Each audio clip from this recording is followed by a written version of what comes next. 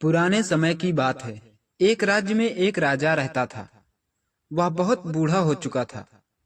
राजा के एक संतान थी और 40 रानियां, जिसमें कई रानियां उम्र दराज हो चुकी थी और कई जवान थी।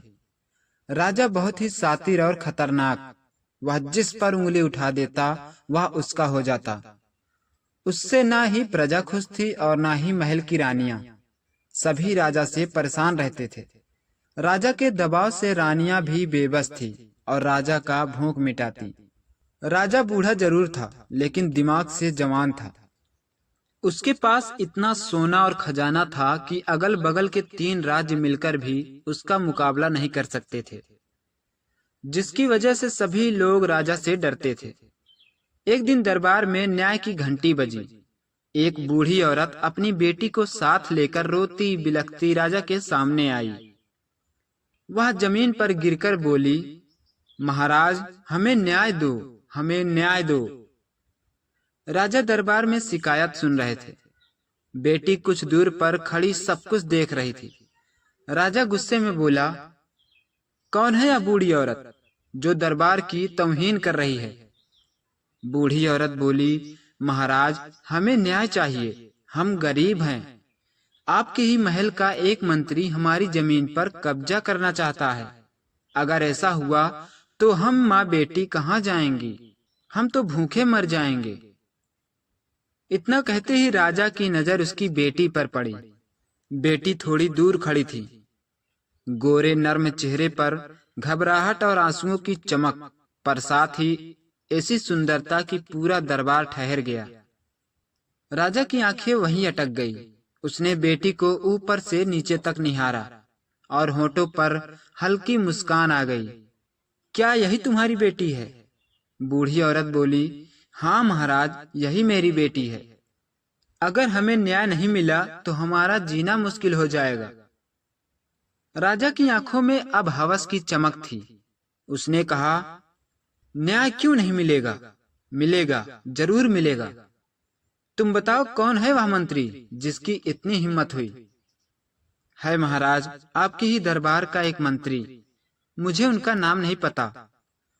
राजा बोला, क्या तुम यहाँ दिखा सकती हो? क्योंकि हमारे सभी दरबारी यहाँ मौजूद हैं। तभी दरबारियों में से एक मंत्री उठकर बोला, नहीं महाराज, हम में से एक मंत्री आज नहीं आया। राजा को शक हुआ कि हो सकता है वही मंत्री हो। राजा की आवाज बदल चुकी थी। वह बूढ़ी औरत की जगह माँ बोलने लगा। उसने कहा, माँ, आप घर जाओ, हम देख लेंगे। माँ राजा को धन्यवाद देते हुए अपने घर चली गई। दूसरे दिन जब मंत्री ने सुना कि औरत राजा के पास गई थी और राजा ने बूढ़ी औरत को आश्वासन देकर घर भेज दिया, तब वह मंत्री बूढ़ी औरत के घर जाकर क्षमा मांगी और दोबारा ऐसी गलती न करने की हिदायत दी। इधर बूढ़े राजा को वह लड़की पसंद आ गई और उसी के बारे में दिन रात सोचता। राजा ने मंत्री से कहा, उस बूढ़ी औरत और उसकी बेटी को महल में बुलाओ।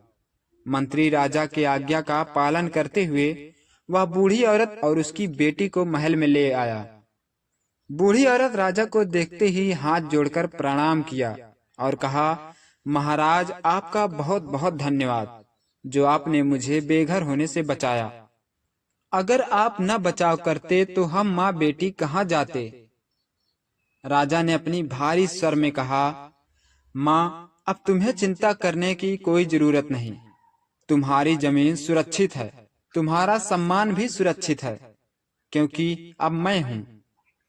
बोलते हुए उसकी नजरें बार बार बूढ़ी औरत की बेटी पर टिक जाती। लड़की घबराई हुई थी। उसके माथे पर पसीना था और आंखें बार बार नीचे झुक रही थी। राजा ने अचानक मुस्कुरा कर कहा, बेटी, तुम्हारा नाम क्या है? लड़की ने कांपते हुए कहा, मेरा नाम रूपमती है महाराज। राजा ने अपने भारी कदमों से उठकर उसकी ओर बढ़ना शुरू किया। पूरे दरबार में सन्नाटा छा गया।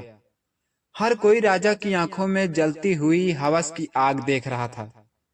रूपमती, तुम्हारी सुंदरता तो इस दरबार की शान बढ़ा देगी। अब तुम महल में ही रहोगी। यही तुम्हारा असली घर होगा।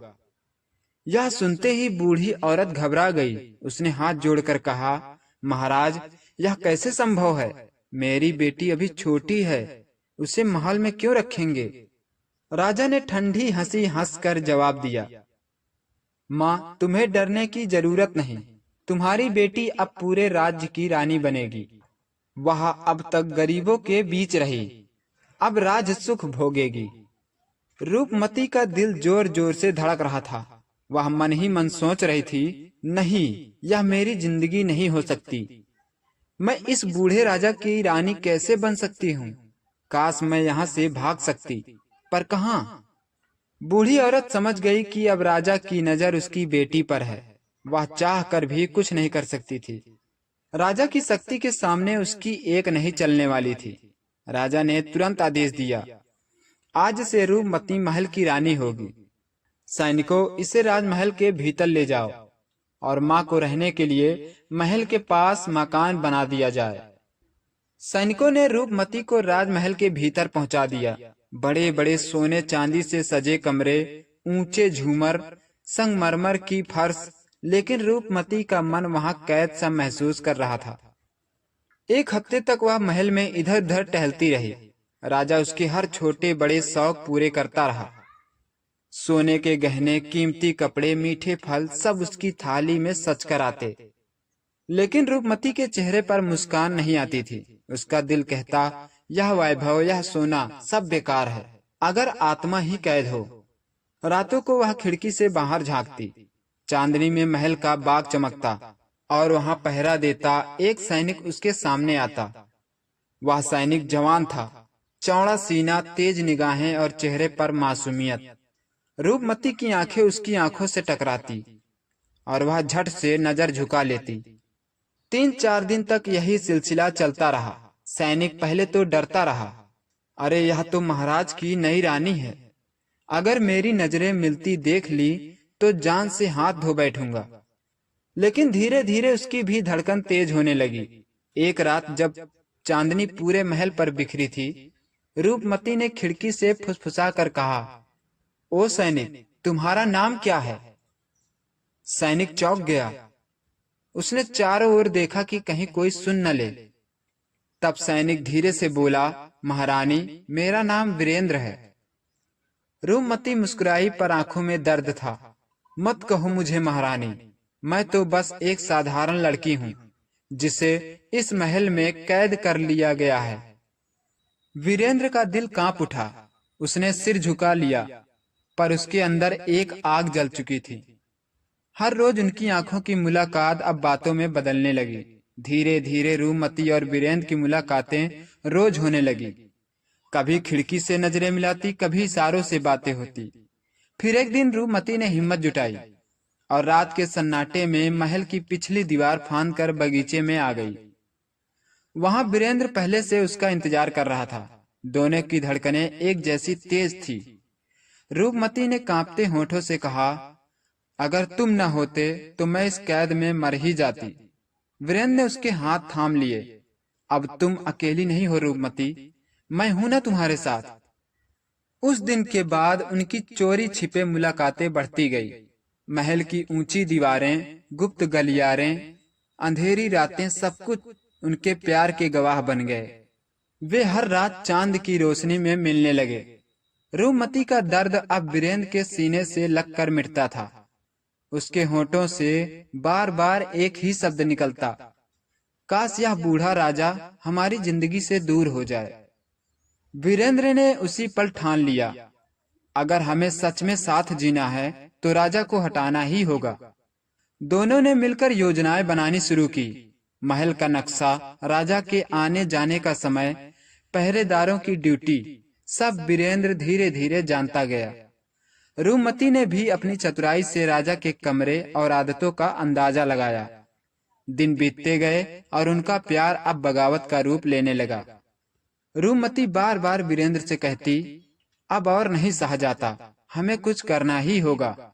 वीरेंद्र की आंखों में दृढ़ता थी, बस एक रात और फिर सब कुछ खत्म। लेकिन कहते हैं ना, दीवारों के भी कान होते हैं। महल की एक बूढ़ी दासी जिसने कई रानियों का उत्थान और पतन देखा था। उसने चुपके से यह सब भांप लिया। उसने राजा तक खबर पहुंचाई, महाराज, वह नई रानी रूपमती सैनिक वीरेंद्र के साथ रातों को मिलती है और दोनों आपके खिलाफ षड्यंत्र रच रहे हैं। राजा पहले तो हंसा, फिर उसकी बूढ़ी आंखों में खून उतर आया। अच्छा, तो यह खेल हो रहा है मेरी महल में। अब मैं उन्हें ऐसा सबक सिखाऊंगा कि आने वाली पीढ़ियां भी याद रखेंगी। राजा ने चुपचाप अपने गुप्त सैनिकों को तैयार किया और वह रात आ गई जिस रात। दोस्तों, अगला भाग देखने के लिए हमारे चैनल को सब्सक्राइब करें और घंटी को जरूर दबाएं।